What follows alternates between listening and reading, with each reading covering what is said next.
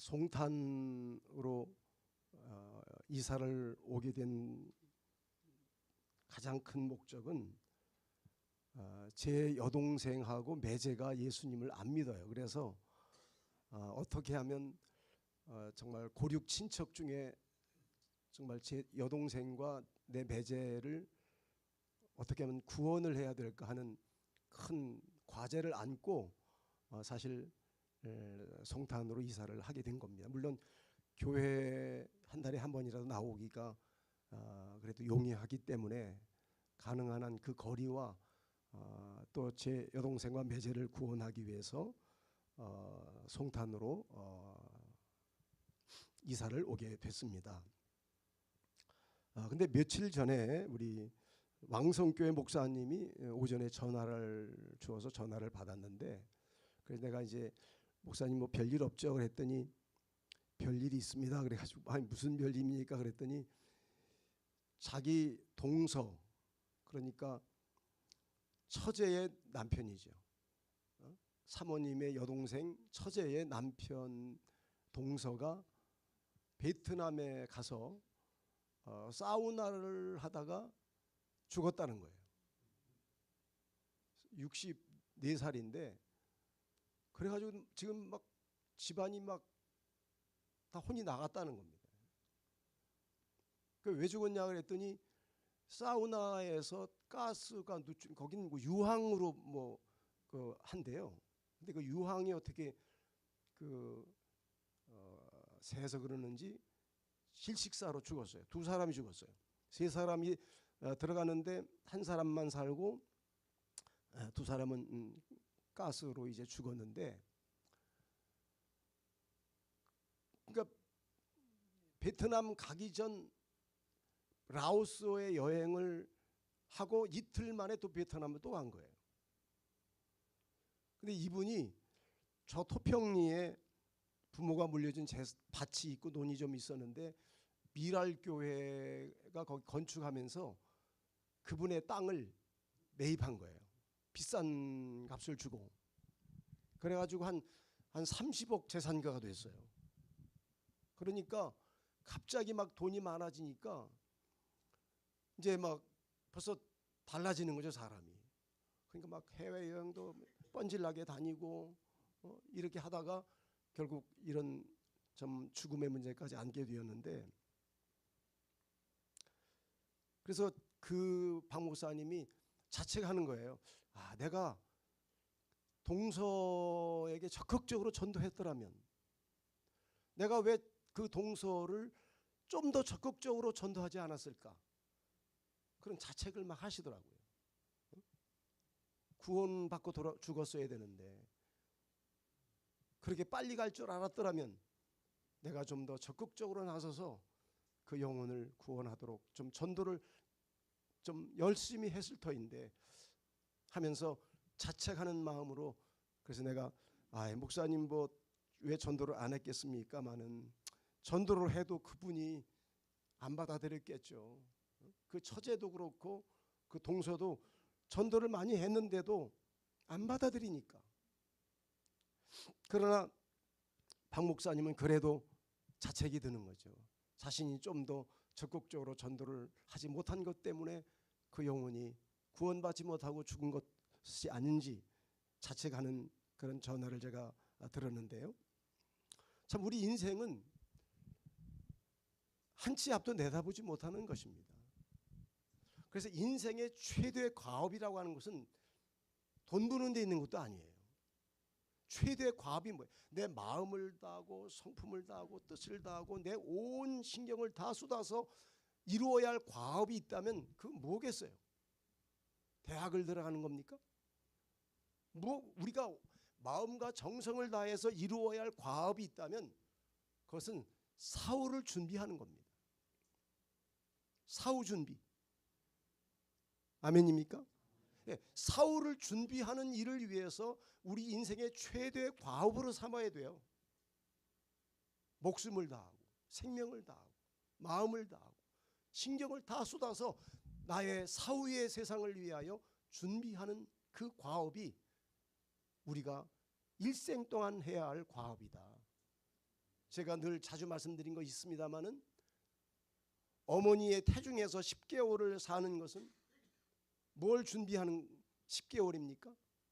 일생을 준비하기 위해서 태중에서 복중에서 10개월을 일생을 준비하는 겁니다. 그 어머니의 배 안에서 10개월은 이 세상을 좌우합니다. 거기서 병들면 태어나도 일생이 불행한 것이죠.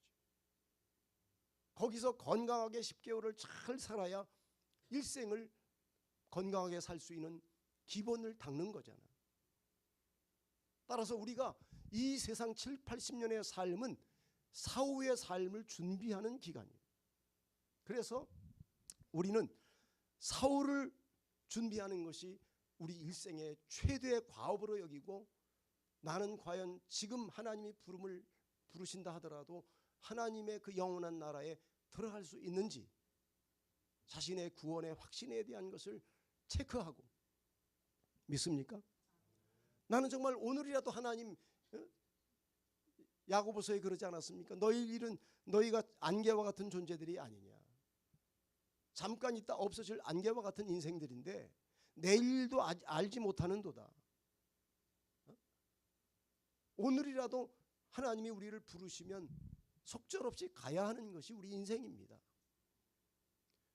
그런데 오늘 현대인들은, 특히 현대인들은 이런 어떤, 오늘 제목이 우리는 어디서 와서 어디로 가는가, 이런 질문은 철학적인 질문이잖아요. 형이상학적인 질문이라고 하기도 하고, 철학적인 질문이에요. 저런 질문은 현대인들은 저런 질문을 골치 아파합니다. 저런 것에 대하여 토론하려고 하지 않습니다. 골치 아프고 끝이 없는 질문이기 때문에 그런지는 몰라도 사람들은 만나면 뭐 무슨 음식이 맛있느냐, 뭐 어디 가면 뭐 재미있는 게 있다더라, 무슨 옷을 사 입느냐, 무슨 신발을 사느냐, 맨 먹고 입고 그저 쓰는 거, 즐길 수 있는 거, 이런 것들의 대화뿐이지 인생의 근원적인 질문에 대해서 우리는 도대체 어디서 왔는가, 나는 도대체 어디로 가는가, 나는 누구인가, 이런 어떤 실존적인 자신의 존재의 본질에 대한 질문에 대하여 회피하는 경향이 있습니다. 그래서 예전에 우리 중세시대의 영성은 광야의 영성이라는 것이 있었습니다. 광야의 영성은 사막으로 나가는 겁니다. 사막으로 나가면 그 대사막이라는 대자연 앞에서 인간이 얼마나 왜소해지는지. 길도 없습니다. 사막은 사람도 없어요. 찾아오는 사람도. 풀 한 폭이 없습니다. 물도 아무 데서 나지 않습니다. 양식도 마음대로 얻을 수 없습니다. 인간의 한계가 여실히 드러나는 곳, 인간이 왜소해지는 곳, 인간이 얼마나 무력한 존재인가를 그 자연 앞에서 드러낼 수밖에 없는 그 자리가 광야입니다. 이 광야에 갔을 때 인간은 비로소 연약한 자기와 직면하게 됩니다. 고독한 자기와 직면하고 무력한 자기와 직면하게 되고, 그리고 저런 우리는 어디서 왔으며 나는 누구이며 나는 도대체 어디를 향해 가고 있는지, 그러한 질문에 대하여 생각해 보게 되는 것입니다. 현대인들은 정말 불행한 것입니다. 왜냐하면 우리는 시간이 없습니다. 특히 우리는 어디서 왔으며 내가 누구이며 어디로 가는지, 이 인생의 실존적인 질문에 대하여 답해야 되는데 이 질문을 스스로 던질 시간도 없고 우리는 그냥 현실에 매몰되어서 하루하루 바쁘게 막 살아갑니다. 그러다가 덜컹 어느 날 갑자기 내 생의 마지막을 맞이합니다. 그때는 준비가 안 되어 있는 것입니다. 다행히 우리 그리스도인들은 날마다 나는 누구이며 어디서 왔으며 어디로 가는지, 그리스도인들은 이런 실존적인 질문에 대하여 우리는 늘 답하고 그 해답을 예수 그리스도 안에서 찾기 때문에 그리스도인들은 그나마 얼마나 다행인지 모르는 것입니다. 여러분, 임재범이라는 가수가 살아야지라는 노래를 불렀습니다. 이 살아야지라고 하는 노래를 들어보면 그 아주 인생의 의미를 찾지 못해서 괴로워하는 그 임재범 씨를 볼 수 있어요. 인생의 의미를 찾지 못하는 겁니다.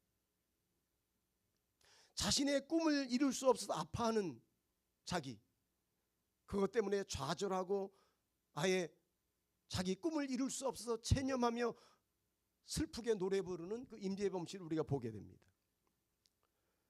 가사가 이렇습니다. 산다는 건 참 고단한 일이지 지치고 지쳐서 걸을 수 없으니 어디쯤인지 무엇을 찾는지 헤매고 헤매다 어디를 가리는지. 여러분, 이 임재범 씨는 자신의 인생이 뭔가 가기는 가는데 내가 어디쯤인지 무엇을 찾고 있는지 모른다는 거예요. 내가 지금 어디쯤 내 인생을 가고 있는지 그걸 알고 가야 되는데 그걸 모르고 가는 겁니다. 그리고 뭔가를 찾기는 찾는데 무엇을 찾는지를 모르고 헤매고 있다는 거예요. 그리고 가기는 가는데 도대체 내가 어디를 가고 있는지 모르고 헤매이고 있다는 겁니다. 꿈은 버리고 두 발은 딱 붙이고 세상과 어울려 살아가면 되는데 가끔씩 그리운 내 인생이 아프고 아파서 참을 수가 없는 나. 살아야지. 삶이 다 그렇지. 춥고 아프고 위태로운 거지. 꿈은 버리고 두 발은 딱 붙이고 세상과 어울려 살아가면 되는데 날개 못 펴고 접어진 내 인생이 서럽고 서러워 자꾸 화가 나는 나. 여러분, 날개를 못 폈다는 거지. 저분이 날개를 펴는 것은 도대체 뭔지는 우리가 모르겠어요. 우리 모두가 다 날개 펴고 싶잖아요. 내 인생에 날개를 달고 싶은 나. 근데 그 날개가 도대체 뭐겠습니까? 그 날개를 펴고 싶은데 날개가 펴지 못하고 접어진 거죠. 내 인생이 서럽고 서러워 자꾸 화가 나는 나. 여러분, 우리가 날개를 편다면 도대체 우리가 펴자는 날개가 뭘까요? 우리가 이루고자 하는 꿈이 있다면 그게 뭘까요 도대체? 아니, 우리 인생이 뭘 이루고자 하는 꿈을 꾸는 겁니까? 무엇을 위해 날개를 달자는 겁니까? 정말 세상 사람들은 나름대로 날개를 달고 싶어하고 꿈을 잡고 싶지만 그 모든 꿈과 날개는 무엇을 의미하는 것인지,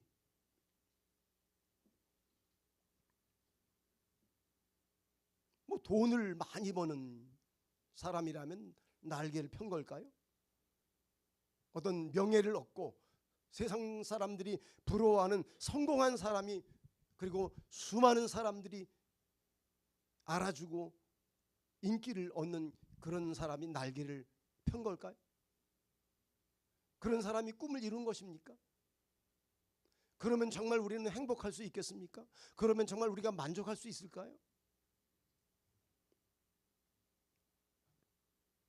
여러분, 제가 우리는 어디서 왔으며 어디로 가는가라고 하는 주제를 가지고 설교를 준비하면서 그 유튜브에 이병현 천문학자인 교수가 JMC 풀 강연에서 우리는 어디서 와서 어디로 가는가라고 하는 강연을 유튜브에서 했기에 제가 그 강연을 일부러 들어봤습니다. 이분은 천문학자입니다. 우주 나이가 138억 년 됐는데 이 우주는 138년 전에 아주 작은 점과 같은 그런 것으로부터 대폭발이 돼가지고 그걸 빅뱅이라고 하더라고요. 빅뱅이라고 하는 대폭발로 인해서 138년 전에 이 우주가 생겨났다는 거예요. 아주 점과 같은 작은, 아주 이 모든 이 지구에 존재하는 모든 것들이 아주 응축이 돼가지고 어느 정도로 작게 응축이 되느냐 하면 아주 점과 같은 작은 데까지 막 응축이 됐다는 거예요. 그러니까 그 어마어마한 것들이 그렇게 작게 응축되니까 밀도가 너무 막 낮아져 가지고 열이 발생했다는 거예요. 그리고 그 열에 의해서 결과적으로는 대폭발을 이루었는데 지금의 우주가 만들어졌다. 그리고 이 우주의 모든 재료들은 따지고 보면 원소와 원자로 이루어져 있다는 거예요. 그리고 인간도 결국 이 육신은 따지고 보면 원자와 원소에 불과하다는 거예요. 그래서 그분은 결론을 내리기를 인간은 별먼지다 그렇게 말했어요. 무슨 먼지요? 별먼지.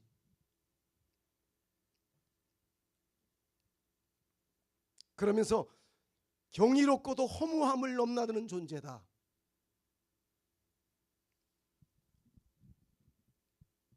별먼지. 그러니까 이 천문학자 이병헌 씨는 인간을 하나의 물질로만 보는 거예요. 물질. 그렇죠. 우리도 결국 이 육신이 죽어서 흙으로 돌아가면 결국 이것도 하나의 원소로 그냥 다 흙으로 돌아가 버리겠죠. 그러면 인간이 과연 별먼지, 그냥 흙으로 그냥 끝나버리는 존재인가? 사람의 육체의 가치는, 만일에 사람의 가치를 육으로만, 물질로만 생각한다면 육체의 지방이 비누 7개 만들어진다고 그래요.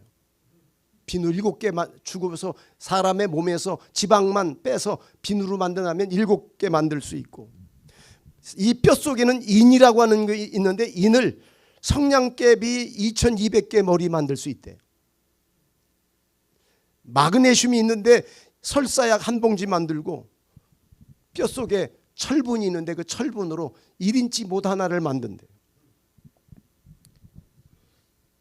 탄소, 사람이 이제 탄소 죽어서 탄소를 몸에서 얻으면 연필 2000개의 심을 만들 수 있다는 거죠. 이걸 돈으로 환산하면 5만 원. 그것밖에 안 돼요.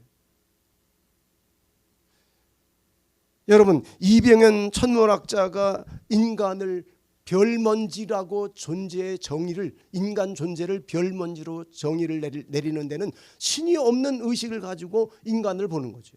인간은 하나의 물질에 불과한 존재다고 보는 거예요. 정말 똑똑해도 헛똑똑한 거죠. 그러니까 여러분, 인간을 하나의 먼지, 원소, 원자, 무슨 흙으로만 인간을, 이런 물질적인 존재로만 인간의 가치를 평가한다면 정말 어리석기가 짝이 없는 거죠. 여러분, 성경은 인간의 존재를, 물론 하나님이 흙으로, 우리 육신의 재료는 흙이 맞기는 맞아요. 흙이었지만 하나님이 그 흙을 하나님의 그 능력의 손으로 빚어서 사람을 만들되 하나님의 형상을 따라 만들었단 말이에요. 적어도 인간은 하나님의 형상적 존재이고 그 코에다가 하나님의 영혼을 불어넣어서 생명, 살아있는 영적인 존재가 되게 했단 말이에요. 아멘입니까? 물론 이것은 하나님의 형상이라든지 하나님의 영을 우리 코에 불어넣었다고 하는 그 영은 눈에 보이거나 만져지는 것은 아니지만 실제 하는 것이죠. 할렐루야.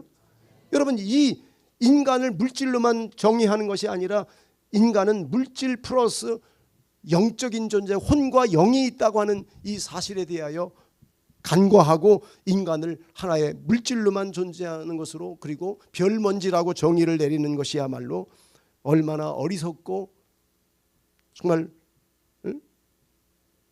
턱없는 이야기를 지금 이병헌 씨는 하고 있는데, 여러분, 적어도 인간은, 저는 성경을 아무리 연구해 봐도 인간이라고 하는 존재는 정말 대단한 존재입니다. 하나님의 반려적 존재입니다.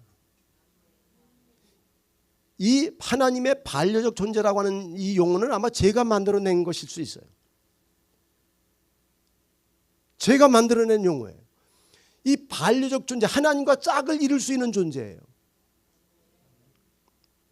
적어도 하나님이 전도서 3장에는 인간의 마음에다가 영원한 것을 사모하는 마음을 주었다고 그랬어요. 이게 인간의 위대함이에요. 인간은 적어도 밥만 먹어 살 수 없어요. 세상의 명예 가지고 만족할 수 없습니다. 맛있는 거 먹는다고 그것 가지고 만족할 수 없어요. 좋은 거 본다고 만족할 수 없어요. 그런 것도 우리 행복의 조건이 될는지는 모르지만 그것은 절대 조건은 아니에요.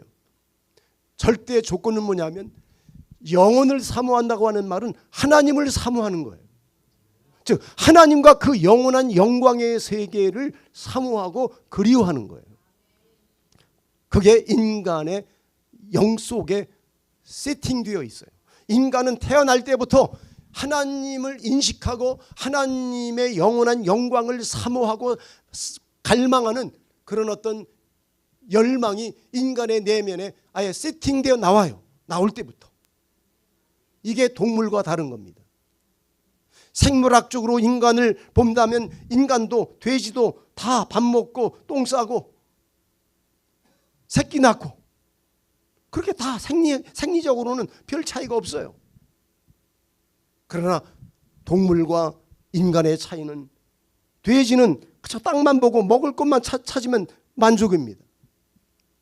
그러나 인간은 아무리 먹을 게 많고 좋은 게 있어도 하나님으로 채워지지 않으면 뭔가가 채워지지 않은, 뭔가가 허전하고 뭔가가 불만스럽고 뭔가 행복하지 않습니다. 반드시 그렇게 돼 있어요. 여러분, 이게 인간의 위대함이에요. 인간이 무엇이 간데 하나님과 짝을 이룰 수 있을까요? 호세아에서는 하나님이 인간을 향하여 내가 너희들과 장가들어 너희들과 영원히 함께 살겠다고 말합니다. 이게 말이 됩니까? 하나님이 인간을 반려적 존재로 인정한다는 말이에요. 짝을 이루어서 영원히 살겠다는 거죠. 하나의 비유죠, 비유.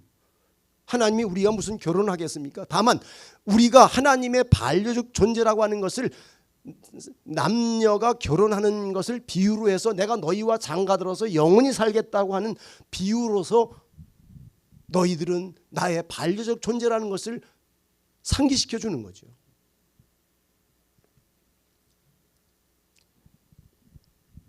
여러분, 하나님은 우리 인간에 대한 놀라운 계획을 가지고 인간을 빚었습니다. 그 놀라운 계획은 뭐냐면 적어도 하나님 자신의 하나님의 영광과 하나님의 영원한 생명과 하나님의 나라를 누군가와 나누고 싶은데 그 대상을 누구로 생각했느냐면 하나님의 형상대로 지은 인간을 그 대상으로 여겨서 내가 내 형상대로 내 영혼을 풀어 걸작품으로 만든 인간과 내 영원한 영광을 함께 나누고 내 영원한 생명을 같이 나눠야 되겠다. 이것이 하나님의 위대한 계획이에요. 아멘입니까? 이 놀라운 하나님 안에서 이 놀라운 자기 존재의 확신을 갖게 될 때 인간은 날개를 다는 거예요. 그래서 그리스도인들은 날개를 단 사람들이에요. 임재범 씨가 그 날개를 펴지 못하고 접어서 지금 좌절하고 뭔가 체념하면서 슬픈 노래를 부르지만 우리 그리스도인들은 날개를 단 사람들인 거예요. 적어도 인간이 그 절대자이신 하나님과 짝을 이루어서 그분의 영광을 내 영광으로, 그분의 생명을 내 생명으로, 그분의 나라를 나의 나라로 내가 같이 영원히 누릴 수 있다고 하는 것, 이거는 우리 모두가 까무러칠 일이고 우리가 모두가 숨이 막혀서 죽을 일인 거예요.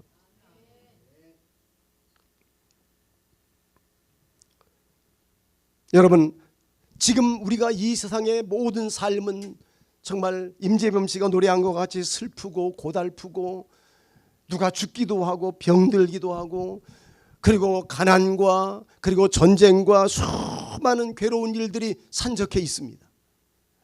인간뿐만 아니라 자연계도 피조 세계가 전체가 몸살을 앓고 있습니다. 그러나 성경은 그럼에도 불구하고 이 모든 인생의 모든 삶을 긍정적으로 봅니다. 비극이 아니라 희극으로 보고 있습니다.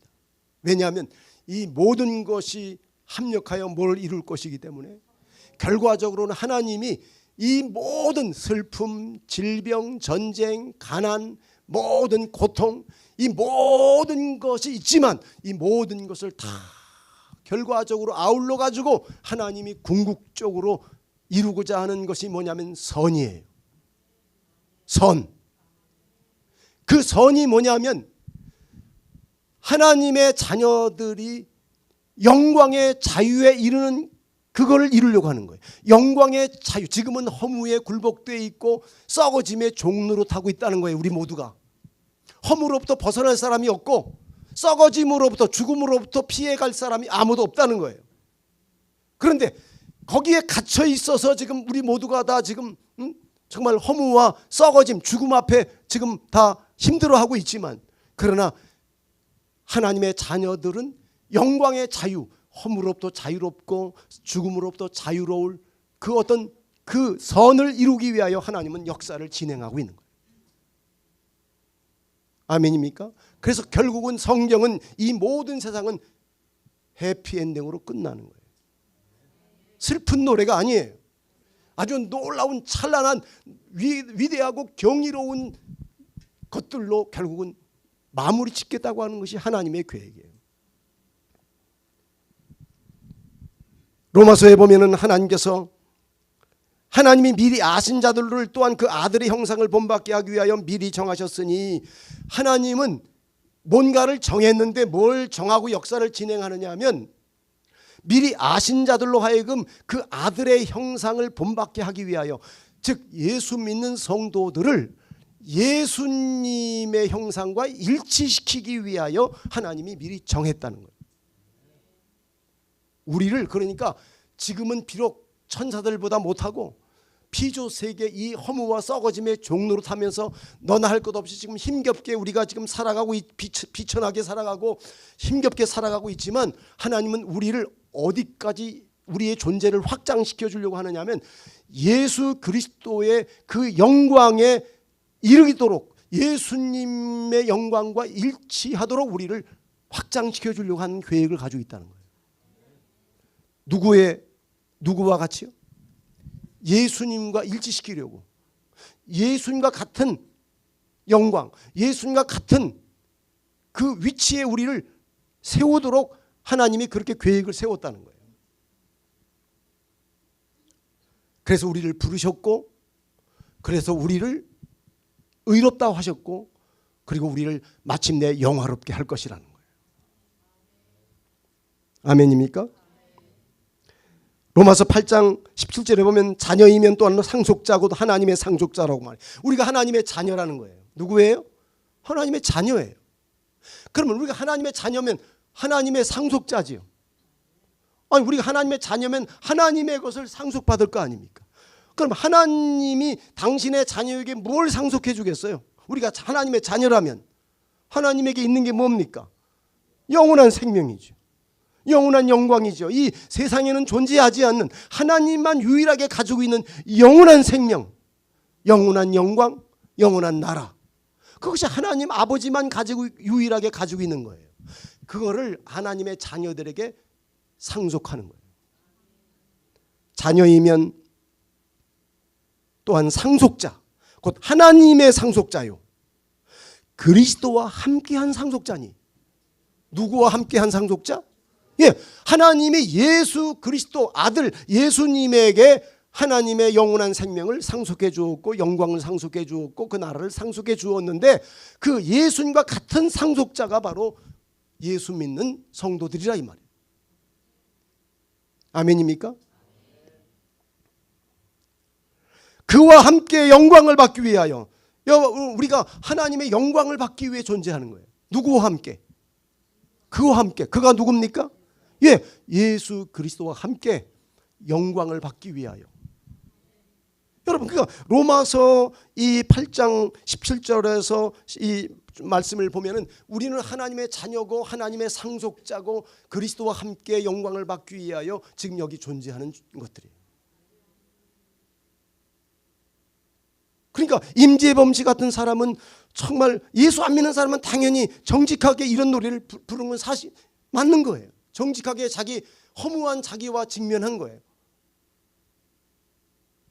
그러나 그리스도인들은 이걸 넘어선 사람들인 거예요. 우리는 적어도 하나님의 자녀요, 하나님의 상속자요, 그리스도와 함께 영광을 받기 위해서 여기 있는 존재들이라는 것을 우리가 믿고 살아가는 거예요. 할렐루야.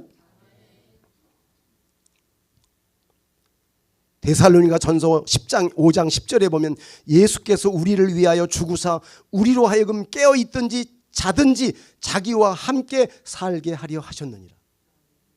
우리가 깨든지 자든지 누구와 함께 영원히 산다고요? 예수님과 같이 살기 위해서 우리를 위해 죽었다는 거예요. 이게 그리스도인들이 갖는 소망이에요.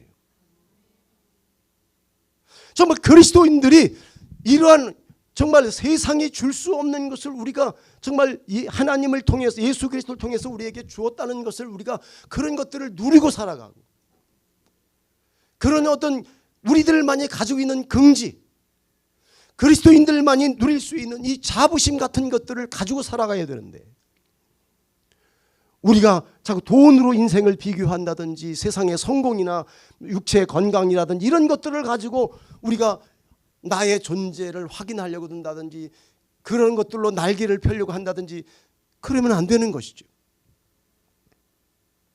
이미 우리는 날개를 펴야 할 사람이 아니라 우리는 날개를 편 사람이에요.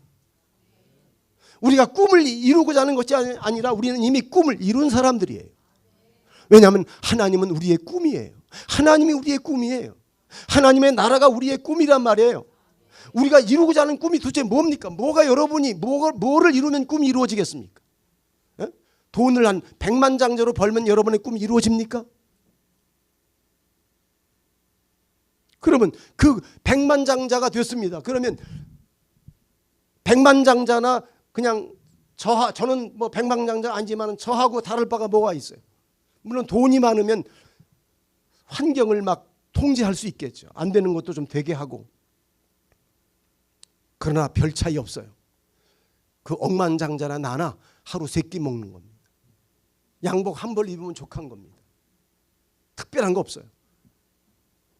그들이 먹는 맛있는 음식, 고급진 음식을 먹는 거 그런 거 좀 다르겠지만 아니 그게 중요한 게 아니라 뭐든지 맛있게 먹으면 되는 거지요.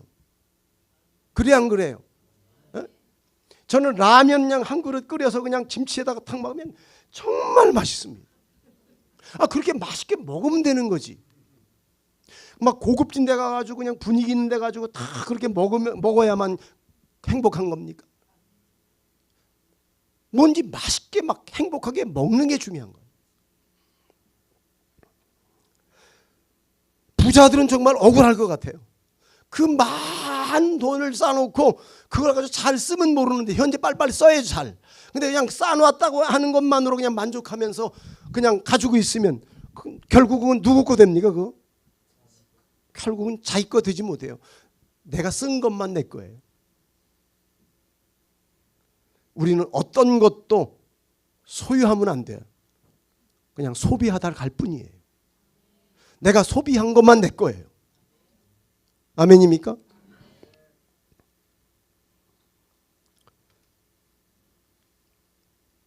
여러분, 하나님은 우리의 존재를 하나님의 영광의 수준으로, 하나님의 영원한 생명의 수준으로, 하나님의 나라의 백성의 수준으로 우리를 확장시켜 주려고 하는 거예요. 그걸 누구를 통해서 그렇게 하느냐? 예수 그리스도를 통해서 그렇게 하자는 거예요. 아멘입니까? 여러분, 예수님은 우리 인류가 하나님의 영원한, 본래 우리를 하나님이 창조할 때는 하나님의 그 영원한 영광과 생명과 그 나라를 하나님이 우리와 함께 영원히 함께 나눌 반려적 존재로 우리를 지었는데, 우리 인류의 조상 아담이 그 사명을 잘 감당했더라면 그 아담 안에서 태어나는 모든 인류가 그 아담으로 말미암아 함께 하나님 안에서 하나님의 영광과 생명을 영원히 누릴 수 있는 그런 확장된 존재로 살아갈 수 있었던 것입니다. 그런데 다만 아담이 선악과를 따먹고 죄를 범함으로 말미암아 인류는 지금 우리가 살아가는 이 어려운 저주받은 세상으로 전락하고 만 것입니다. 로마서 3장 24절에 보면은 모든 사람이 죄를 범하였음에 하나님의 영광에 이르지. 여러분, 우리가 마음으로만 하나님의 나라를 사모하고 하나님의 영원한 생명을 우리가 소망하지만은 그게 이룰 수가 없단 말이에요. 인간은. 왜? 죄 때문에 안 된다는 거예요. 죄는 하나님에게 근처에도 못 가게 돼 있어요. 율법을 우리가 연구해 보면 죄는 곧 뭐예요? 저주고 사망인 거예요. 그게 하나님의 법이에요. 법. 율법의 기본이에요. 기본. 죄는 곧 죽음이다. 죄는 저주다. 하나님이 선악과 따먹으면 뭐 한다고 그랬어요? 정령 죽는다고요. 그게 율법이에요. 가장 기본적인 율법. 하나님이 금하신 거에 대해서 범하면 죽음이고 저주다. 그거는. 그래서 모든 사람이 죄를 범하였기 때문에 하나님의 영광에 이르지 못한다는 거. 이게 인류가 안고 있는 절망이에요. 슬픈 소식이죠. 자, 그러면 기쁜 소식은 뭡니까? 자, 반대로 모든 사람이 죄를 범하였으면 하나님의 영광에 이르지 못한다고 하는 이 슬픈 소식, 이 절망적인 소식. 그러면 반대로 기쁜 소식은 뭘까요? 모든 사람이 죄를 범했으면 하나님 영광에 이르지 못하더니, 자, 영광에 이르지 못한다고 하는 것이 인류에게는 불행이죠. 슬픈 소식이죠. 그러면 기쁜 소식은 뭡니까? 기쁜 소식은 반대잖아요. 어디에 이르게 되는 거예요? 하나님의 영광에 이르게 된다는 것이 기쁜 소식이에요. 그러면 하나님의 영광에 이르려면 기쁜 소식은 뭐가 있어야 되는 거예요? 뭐가 있어야 됩니까? 반대로 모든 사람이 죄를 범하였으면 영광에 이르지 못한다면, 영광에 이른다면 여기에 뭐가 있어야 됩니까? 의가 있어야 되는 겁니다. 이게 성경에 가장 강조하는 중요한 개념이에요. 의가 있어야만 영광에 이르게 되는 거예요. 그래서 로마서 1장 17절에서 복음에는 하나님의 의가 나타나서라고 하는 거예요. 복음이 왜 복음이냐? 복음은 예수님인데, 우리는 그렇게 알고 있잖아요. 예수님인데 복음은 십자가인데. 여러분, 그 십자가가 뭡니까?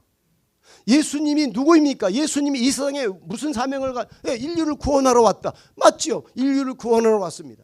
그럼 예수님이 인류를 어떻게 구원했습니까? 예수님이 인류를 구원하러 오신 예수님은 뭘 했습니까? 이 땅에 오셔서 인류를 구원하기 위해서 하신 일은 오직 하나님의 의를 이루는 일이었어요. 그게 예수님이 인류 구원하는 일의 절대적인 사명이었어요. 그래서 출발할 때부터 침례를 받고 공생애를 출발할 때부터 이를 허락해라, 이를 허락하여 모든 일을 하나님의 의를 이루는 것이 합당하다라고 하면서 공생애를 출발했고, 나는 율법을 1.1획도 강화하지 않고 다 지킨다. 1.1획도 천지는 없어질는지는 모르지만 하나님의 말씀은 내가 다 이루려 한다. 그럼 하나님의 말씀을 1.1획도 가감하지 않고 다 지키면 그게 뭐죠? 그게 뭐가 되는 거죠? 그게 하나님의 의가 되는 겁니다. 왜 그러면 예수님이 그토록 의에 집착하고 하나님의 의를 이루는 일에 그렇게 자신의 삶을 다 드려야만 했을까요? 심지어 예수님이 자기의 생명을 걸고 십자가에 자신의 피를 흘리는 이유는 뭐를 이루기 위해서였습니까? 그렇습니다. 그 십자가의 죽음이 헛된 죽음이 아니라 그 죽음이 하나님의 의를 완성하는 것이기 때문에 그렇게 피를 흘려야만 했던 거예요. 그리고 마침내 하나님이 십자가에 죽으라는 그 계명으로 주신 그 말씀을 마지막으로 옥토와 같은 마음으로 그대로 받아서 하나님이 죽으라는 십자가에 자신을 버리고 생명을 던졌습니다. 그리고 숨이 끊어졌습니다. 그리고 마지막으로 예수님이 숨 끊어지기 직전에 인류에게 의미 있는 대선언의 말씀을 선포합니다. 다 뭐 했다? 다 다 이루었다. 다 이루었다. 다 이루었다. 하나님이 인류를 구원하려고 하는 그 놀라운 비밀인 하나님의 의를 내가 죽음으로 완성했다. 그걸 선언한 겁니다. 그리고 그 옆에 듣고 있던 백부장, 로마 백부장이 그 예수님의 죽음을 보고 마지막으로 외친 이야기가 있습니다. 저분은 의인이었다. 의인이었도다. 맞아. 저분은 의인이 맞아. 백부장을 통해서 하나님이 예수님의 죽음은 의의 완성의 죽음이었음을 이야기했습니다. 자, 그러면 복음에는 하나님의 의가 나타났습니다. 복음은 뭐라고 그랬습니까? 하나님의 영광에 이르지 못하는 것은 슬픈 소식이지만 영광에 이를 수 있다면 이건 복음이에요. 그렇죠? 그러면 그 영광에 이를 수 있는 이 복음은 뭐가 있어야 된다고요? 슬픈 소식은 죄를 범했기 때문에 영광에 이르지 못하지만 영광에 이를 수 있다고 하는 이 기쁜 소식은 뭐가 이루어졌기 때문에 의가 예수님의 삶을 통해서 마지막 십자가의 죽음을 통해서 하나님의 의가 완성되었기 때문에 하나님의 의가 이루어지. 이게 복음이라 이 말이에요. 그래서 우리가 복음을 예수님이 우리의 구세주라고 하는 그 말의 의미는 예수 그리스도가 십자가에 죽었기 때문에 그분이 우리의 구세주다. 맞지요? 그렇게만 말할 게 아니라 그분의 죽음이 왜 십자가의 죽음이 나에게 구원이 되고 인류에게 구원이 되는지는 명료하게 우리가 알아야 될 것은 예수님이 전 삶을 통해서 그리고 십자가의 죽음을 통해서 그 중요한 하나님의 의를 완성했다고 하는 이 개념을 우리가 분명히 알아야만 성경을 명료하게 아는 거란 말이에요. 아시겠습니까? 그래서 복음에는 하나님의 의가 나타난 겁니다. 여러분 히브리 12장에 보면은 믿음의 주요 또 온전케 하신 이 예수를 바라보자 그 앞에 있는 즐거움을 위하여 십자가를 참으사 부끄러움을 개의치 아니하시더니 하나님의 보호자 우편에 앉았습니다. 여러분 의가 완성되면 어디에 이를 수 있어요? 의가 있으면 뭐에 이를 수 있다고요? 하나님의 영광에 이를 수 있어요. 예수님은 의를 완성했다면 의를 완성했다고 자기가 입으로만 선언한다고 되는 게 아니지요. 의를 완성했으면 그 의의 결과로 뭔가 나타나야 되지요. 그게 뭡니까? 예수님의 말씀이 내가 의를 다 완성했다라고 그 말이 진실하다는 것을 우리가 증명해야 되지요. 그럼 뭐가 증명이 되는 거예요? 예수님의 말씀이 의를 완성했다고 하는 말이 맞다라면 그냥 주장만 하고 되는 게 아니잖아요. 의가 완성되었으면 뭐가 이루어져야 돼요?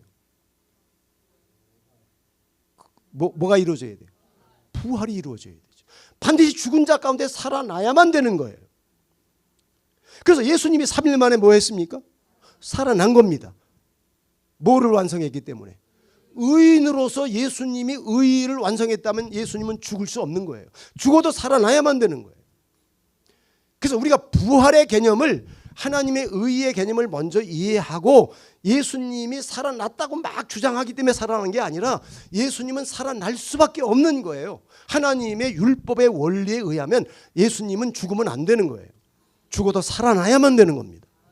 반드시. 그래서 저는 예수님의 부활을 보지 않았어도 나는 믿어요. 나는 베드로가 예수님의 부활을 보고 사도들이 예수님의 부활을 목격했다고 주장하기 때문에 부활을 믿는 게 아니에요. 그들이 본 것도 사실이지만 나는 그들이 그 주장을 증언하지 않아도 나는 예수님의 부활을 믿을 수 있는 것은 성경에서 이미 하나님이 언약으로 약속했기 때문이에요. 의인은 곧 생명을 주겠다고 하나님이 잠언서에도 있고 또 다른 성경에도 수없이 많이 있어요. 그 하나님의 언약의 말씀이 신실하기 때문에 예수님은 죽은 자 가운데 살아났던 것입니다. 예수님의 부활은 곧 뭐라는 의미예요? 예수님은 어떤 분이라는 거예요? 죄가 없는 의로운 분이라는 것이 맞아요. 그러면 또 부활만 했다고 되겠습니까? 아니 모든 사람이 죄를 범했으면 영광에 이르지 죄는 영광에 이르지 못한다며요. 근데 예수님이 부활한 다음에 부활은 했는데 하나님의 영광의 세계로 못 올라가요. 부활은 했는데 못 올라갑니다. 영광의 세계에 가야 되는데 못 가요. 그러면 예수님은 의인이 아니에요? 아니지요. 근데 예수님은 부활한 다음에 뭐 하셨습니까? 예, 승천하여 하늘로 하나님의 영광의 세계로 올라가셨습니다. 그리고 올라간 것뿐만 아니라 성경은 말합니다. 하나님의 보호자 우편에 앉았다고 말합니다. 하나님의 영광의 보호자에 승귀하셨다 이렇게 말해요. 승귀. 올라가서 거기에 귀하셨단 말이에요. 하나님의 영광의 보호자에 앉으셨어요. 그러니까 예수님에게 죄가 0.000000001이라도 있으면 하나님의 거룩한 영광의 보호자의 근처에 갈 수 있습니까? 없습니까? 그건 불가능한 일입니다. 도저히 불가능한 일이에요. 죄는 하나님의 근처에도 못 갑니다. 가면 죽습니다. 살아남지를 못해요. 근데 예수님은 올라갔거든요. 그리고 하나님의 보호자에 앉으셨거든요. 예수님은 뭐 하다는 걸 말하는 거예요? 의로운 분이 계속 맞다는 것을 증명하는 거예요. 이게 복음인 거예요. 예수님은 의로운 분이다. 그분의 어떤 삶을 통해서 십자가를 통해서 그분의 부활과 승천과 승귀를 통해서 그분은 계속 의로운 분이었음을 복음을 통해서 설명하는 거예요.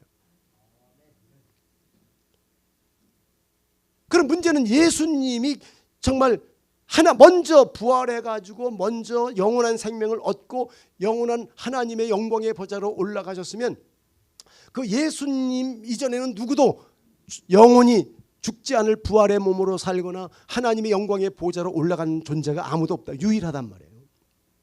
하나님은 우리 인간을 창조할 때 예수님이 받으셨던 영원한 생명과 영원한 그 영광을 우리가 같이 영원히 누리도록 하기 위해서 창조했는데 아무도 그런 원죄로 말미암아 거기에 하나님이 계획한 대로 이루어진 사람이 없으나 예수님에게 와가지고 비로소 하나님이 인간을 창조한 그 계획이 완벽하게 이루어진 거예요. 영원한 생명을 예수님이 얻으셨죠.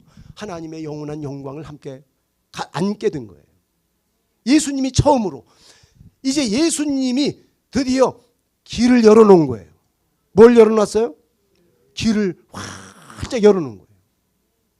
영생의 길을 열어놓고 영원한 하나님의 영광의 나라에 갈 수 있는 길을 여는 거예요. 다만 예수님에게 내가 붙어 있어야 되는 거예요. 예수님과 연합되어 있어야만 되는 거예요. 자, 무슨 얘기로 파리가 미국 갈 수 있는 방법은 어떻게 하면 돼요? 파리가 미국 갈 수 있는 방법. 파리가 지가 뭐 자기 노력으로 미국 갈 수 있겠어요? 방향도 모르지만. 그러나 비행기 안으로 어떻게 하든지 뭐 하기만 하면 비행기 안으로 들어가기만 하면 되는 거예요. 비행기와 자기를 일치시키면 되는 거예요. 비행기에 소속하기만 하면 파리는 방향도 모르고 그러게 태평양을 건너갈 그런 어떤 능력도 없지만은 파리는 비행기 안으로 자기를 소속시키고 자기가 비행기 안으로 들어가고 하나로 연합하면 되는 거예요. 그러면 무난히 미국에 갈 수 있는 거예요. 우리는 죽었다 까내도 하나님의 영원한 생명 얻을 수 없고 하나님의 영광의 나라 바라볼 수가 없어요. 다만 예수 그리스도와 연합이 되는 거예요. 하나 되는 거예요. 연합의 개념. 그러면 그분과 하나가 되는 순간 그분과 내가 공유가 일어난다고 그래서 예수님의 생명 내 생명이고 예수님의 영광은 내 영광으로 공유가 되는 거예요. 공유. 파리가 엔진의 힘을 발휘할 수 없지만 비행기 안으로 들어감으로써 비행기의 능력을 자기 것으로 공유하는 거예요. 파리가. 그래서 미국에 가는 거예요. 그래서 여러분 우리가 예수를 믿어야 된다고 하는 예수님이 십자가에서 우리를 사랑하고 우리가 그분의 사랑을 믿을 때 인격과 인격의 만남을 통해서 하나로 연합이 되는 거예요. 예수를 믿는 게 그렇게 중요해요. 예수님이 우리를 사랑하지 않으면 안 되고 우리가 예수님을 믿어야 쌍방의 문제예요. 사랑하지 않으면 안 돼요. 먼저 사랑하셔야 되고 우리가 그분의 사랑을 어느 순간에 눈을 뜨고 그 사랑의 믿음으로 반응을 보이는 순간 예수님의 영과 내 영이 한 영이 되어진다. 고린도전서 6장 17절에서 그리스도와 합하는 자는 한 영이다. 나와 예수님이 한 영이 되면 예수님의 생명 내 생명, 예수님의 영광 내 영광 되는 줄로 믿기를 바랍니다. 할렐루야. 여러분 바둑을 둘 줄 아는 분들이 있습니까? 여기 바둑. 조기선 집사님 바둑 둘 줄 아시죠? 네? 바둑을 두면은요, 바둑은 상대편 흑이나 백이나 상대편을 에워싸 가지고 집 두 집을 못 나게 하면 잡는 거예요. 두 집을 나면 못 잡아요. 살아있는 이걸 살아있는 집이에요. 두 집만 나면.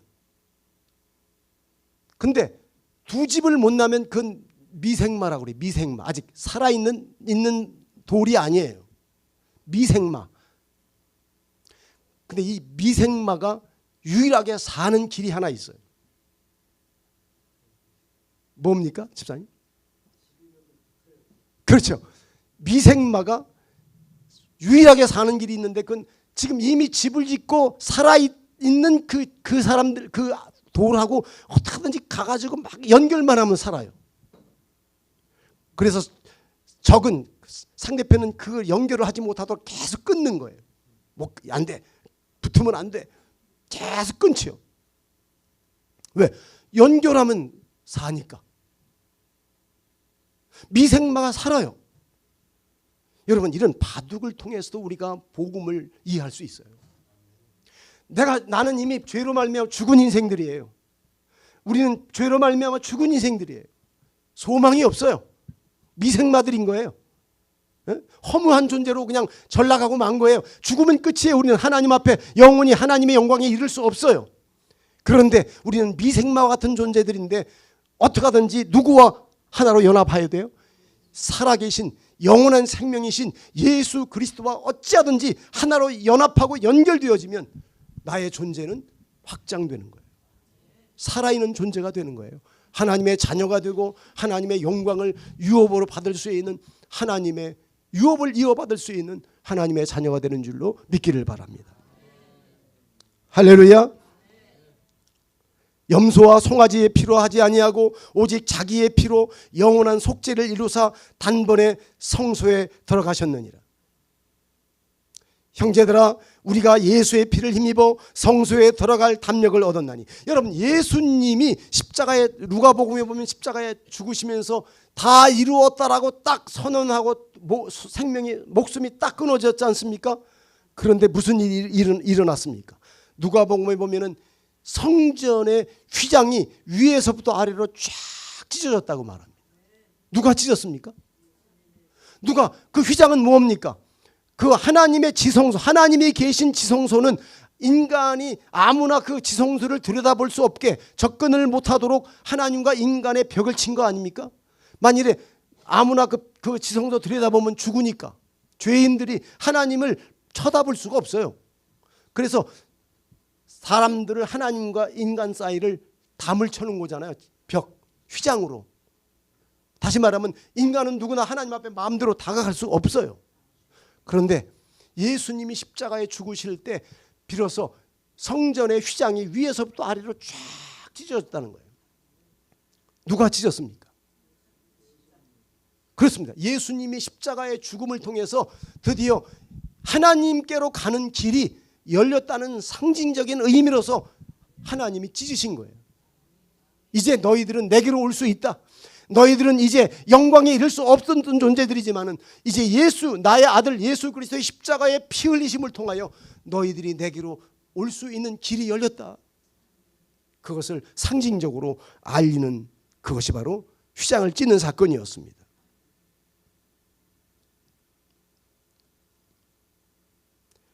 그러므로 형제들아 우리가 예수의 피를 힘입어 성소에 들어갈 담력을 얻었나니 그 길은 우리를 위하여 휘장 가운데로 열어놓으신 새로운 산길이요 휘장은 곧 그의 육체니라. 휘장 가운데로 열어놓으신 산길. 이제 예수님이 우리에게 길을 열어놓으신 거예요. 그래서 오늘 본문에도 내가 곧 뭐해라고 했습니까? 내가 곧 길이요라고 하는 의미는 예수님의 십자가의 죽음을 통해서 인류가 하나님께로 나아갈 수 있는 길을, 생명의 길, 영광의 길을 열어놓았다는 사실을 예수님께서 말씀하고 계시는 줄로 믿기를 바랍니다. 우리 모두는 이제 말씀을 마치면서 저는 이제 12월 31일 날 마지막으로 설교를 하고 이제 떠나지만은 그저 한 목사를 여러분들이 이제는 그렇게 쉽게 말씀을 들을 시간은 없겠지요. 다만 이것만 기억해 줬으면 좋겠어요. 복음만 기억해 줬으면 좋겠어요. 오직 예수 그리스도가 어떤 분이며 십자가가 무엇인가를 우리 목자교회 성도들은 명료하게 이해하고 명확하게 이해한다면 그것은 저로서 더 바랄 게 없겠어요.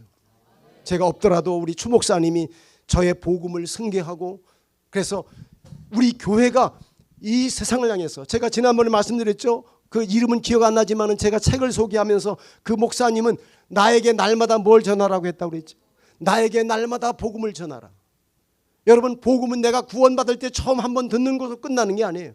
복음은 매일 듣는 겁니다. 그리고 우리가 이 복음을 이웃에게 증거하는 것입니다. 복음은 우리의 양식입니다. 복음을 듣지 않으면 우리는 허기집니다. 예수님의 복음은 매일 들어도 지루하지 않고 질리는 게 아닙니다. 생명이 왜 질리겠습니까? 양식이 왜 질리겠습니까? 우리가 오직 예수님의 십자가를 명료하게 이해하고 예수님을 통해서 영원한 생명, 영원한 영광을 우리가 얻게 되었다는 믿음을 가지고 소망으로 우리 남은 생애를 정말 날개를 단 사람과 같이 임재범 씨와 같이 이렇게 허물을 노래하는 사람이 아니라 하늘의 소망을 노래하고 하나님의 영원한 영광, 내 영광, 하나님의 영원한 생명, 내 생명인 것을 믿고 오늘 여기서 노래 부르고 인생을 긍정적으로 여기면서 삶을 비극으로 여기는 것이 아니라 궁극적으로 희극으로 생각하고 남은 여생을 살아가는 우리 목자교회 성도들 되기를 주의 이름으로 축원합니다. 우리 다 같이 찬송을 드리겠습니다. 찬송 492장입니다.